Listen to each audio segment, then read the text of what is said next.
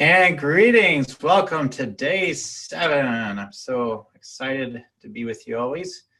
And so today I'm going to do something a little bit different. I wanted to share a quote not from Jesus, but from Mother Teresa regarding Jesus.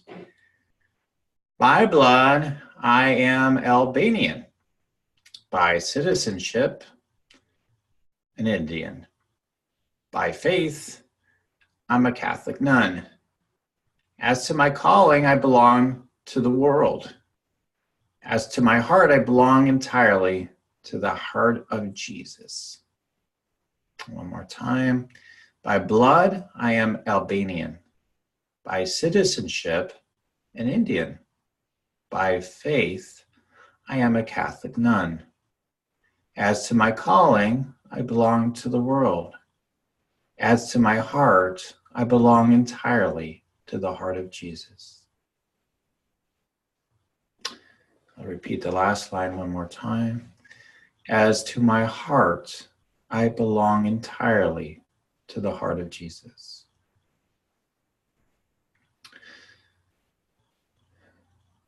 I really feel into that love, that love that has no bounds, that Mother Teresa embodied. And even the joy that she experienced in doing her work, even though through journals that were discovered, we found out she was largely depressed and was human. By the way, we actually found out she was human. She got depressed greatly at times, and had complaints and whatnot. What a revelation, right? So it was at the time, but when you think about, okay, she's human. But there's a joy and there's a love that emanates from all of us that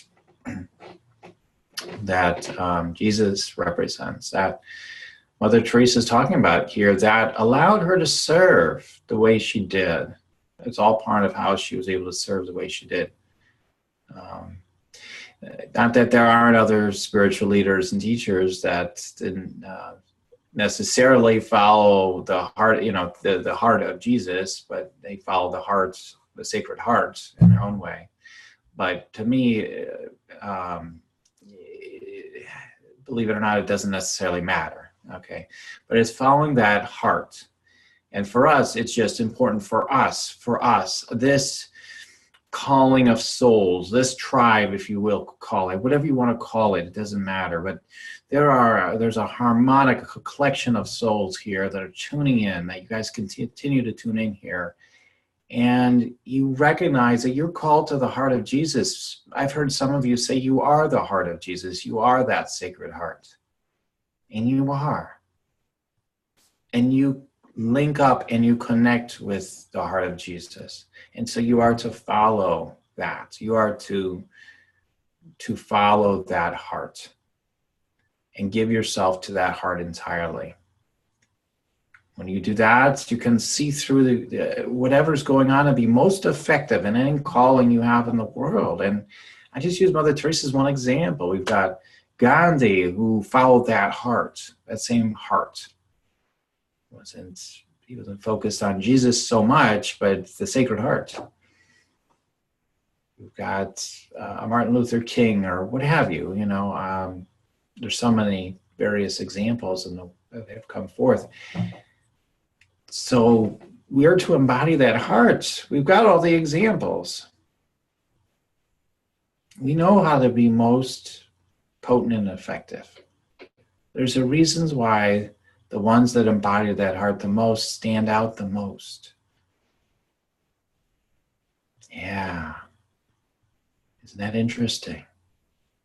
Everybody wants to make impact, and people want to be selfless about it, and people want to be famous about it, and everything in between, and people that want money, and people that don't want money, and doing it all, and everything in between. And really, the thing really mattered.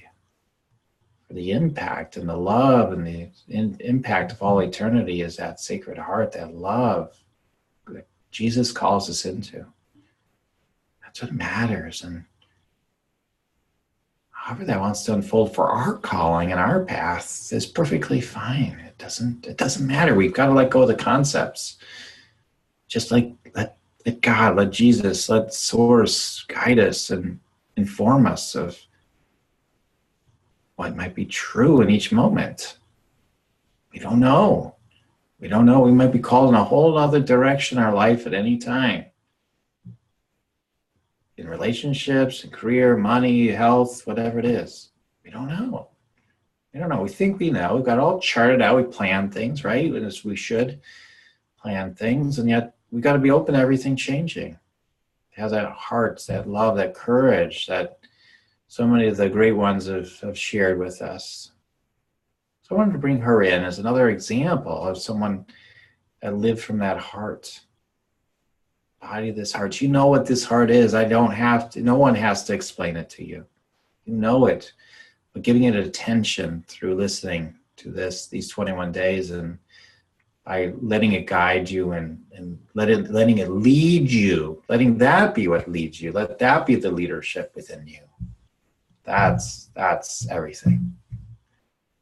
So I encourage you, and I encourage you too. For those of you, by the way, I'll just make a reminder. For those of you that want to join us with the Heal Like Jesus leadership attunement process here. We're going to deepen and deepen and deepen in this in ways that we can't do virtually right there in Sedona. So take a look at that Heal Like Jesus retreat if you haven't already.